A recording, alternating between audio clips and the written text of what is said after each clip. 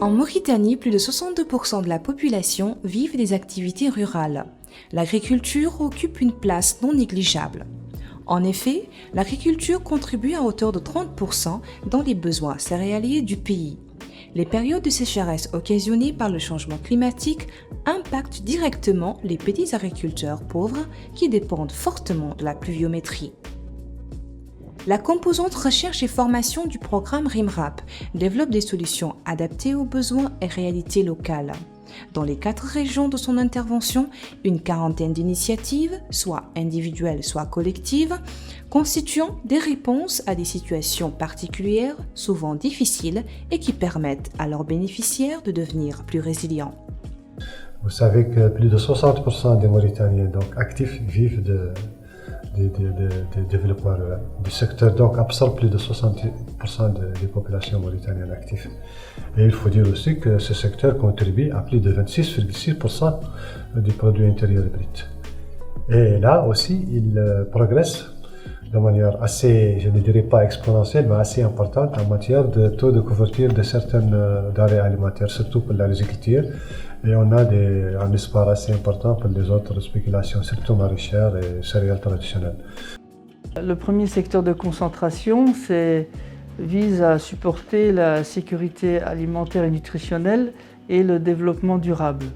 Donc l'objectif, c'est d'augmenter la résilience des populations, donc en termes nutritionnels et sécurité alimentaire, et aussi face au changement climatique, aux aléas climatiques. On a des phénomènes beaucoup plus extrêmes que dans le passé. On est dans un pays aride à semi-aride en fonction des zones géographiques. Donc le moindre dérèglement climatique crée des graves problèmes en termes de production agricole et aussi au niveau pastoral. Donc ce programme essaye d'anticiper, de préparer les populations et de les préparer surtout à réagir promptement quand il y a un problème et donc d'être résiliente. La composante recherche et formation du RIMRAP met en œuvre 2 sous-composantes afin d'apporter les solutions adéquates aux problèmes que rencontrent les agriculteurs. Il s'agit de formation professionnelle et recherche appliquée. Pour mieux prendre en compte les réalités locales, la composante recherche appliquée met en œuvre plusieurs programmes de recherche, dont notamment celui réalisé en collaboration avec des équipes de recherche à Rosso et à Kaïdi. Entre 2018 et 2020, une large variété de semences a été cultivée pour étudier leur tolérance au stress hydrique. Ainsi, la composante recherche et formation du RIMRAP apporte des solutions adaptées à un problème complexe. Comme vous savez que la durée de la pluie, ça continue bien sûr de diminuer et la quantité encore, ça continue encore de diminuer. C'est pour cela nous on a besoin des plantes, des localités bien sûr, de différentes espèces qui demandent une petite quantité d'eau et qui donnent une grande quantité de production dans la sous-région.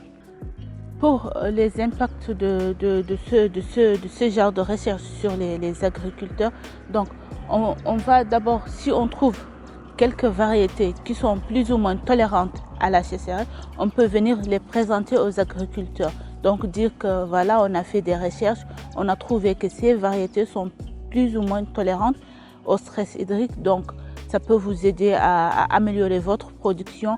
Parce que parfois, si les variétés ne sont pas tolérantes, ils peuvent carrément perdre tout leur rendement. Donc si on vient, on dit que vous avez ces variétés et puis vous pouvez plus ou moins améliorer votre productivité. Bon, je crois que ça va les aider dans le bon sens, à augmenter la productivité. La finalité, c'est quoi? C'est que ce paysan qui est adapté à ce matériel végétal, qu'il puisse retrouver ce matériel toutefois que les conditions sont favorables. Ça, c'est une première des choses. En deuxième cas de figure, où les conditions ne sont pas favorables, mais cet agropasteur a besoin toujours quand même de sa sécurité alimentaire. Donc par rapport à ce matériel collecté par-ci et par-là, on pourra toujours déterminer ou identifier un matériel qui peut s'adapter à une zone. À l'écoute des producteurs, en prenant en compte le savoir générique de ces producteurs, en essayant de l'améliorer, de l'adapter dans une perspective durable et avec des retombées socio-économiques palpables. Et à partir de là, faire en sorte qu'on puisse envisager, sur le modèle de ce qu'a mis en œuvre la composante recherche-formation, à travers ce système de formation, de formateurs, jusqu'à arriver à des intermédiaires au plus proche des producteurs, faire en sorte qu'on puisse avoir à l'avenir un dispositif économiquement viable qui puisse justement s'adapter à ces évolutions. Dans ces contrées arides, avec une population qui n'a pas souvent les moyens, la protection des cultures contre les insectes et autres reste presque inaccessible. Le RIMRAP développe avec ses partenaires, dont IZ de Rosso, un moyen efficace et accessible pour la protection des cultures. Basée sur le respect de l'environnement, cette technique consiste à lutter contre les insectes par des moyens biologiques et disponibles sur le terrain.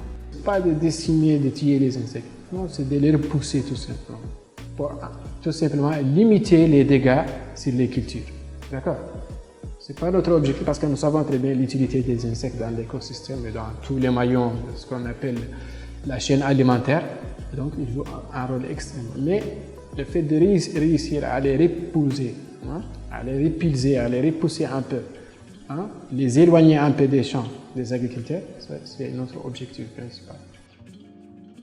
Pour pérenniser les acquis et impliquer davantage les bénéficiaires dans les 4 régions d'intervention du projet, plusieurs agriculteurs ont été formés sur les techniques de lutte biologique, aussi bien dans l'utilisation que la fabrication des produits. On est en train de faire, on vient de terminer avec 5 jours de formation, c'est la protection des cultures vivrières au système pluvial. On a fait la partie théorie et la partie pratique de ce module. On a abordé les différentes parties de ce module.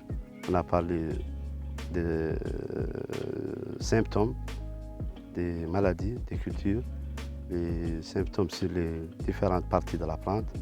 On a parlé du seuil d'intervention. On a parlé de différentes méthodes de lutte contre les ennemis des cultures. Ce qu'on voulait toujours, de faire une traduction des mots simples, parce que ces gens ne comprennent pas le langage scientifique, mais à notre niveau, on a doublé l'effort pour faire simplifier les termes techniques jusqu'à ce que les gens puissent comprendre. أعطونا كيفية طريقة حماية اللي نعقموا ونحموا بها خضرتنا. ما شاء الله تعلمنا معاسر واستفدنا به. خالقة تورجة وخالقة صدرة الكينيا يقولوا لها وصدرات آخرين ما نعرفوهم يا غير كاتبينهم عندنا. نعقموهم في لباش نخرط ورقهم ونيبسوه ونطحنوهم ونصفوهم ونعقموهم في لباش ونديروا فيهم ونرشوا به خضرتنا. Il y a plusieurs thématiques prioritaires pour lesquelles les solutions, on les a identifiées sur terrain. Il y a des agropasteurs qui ont trouvé des solutions terrain dans d'autres régions.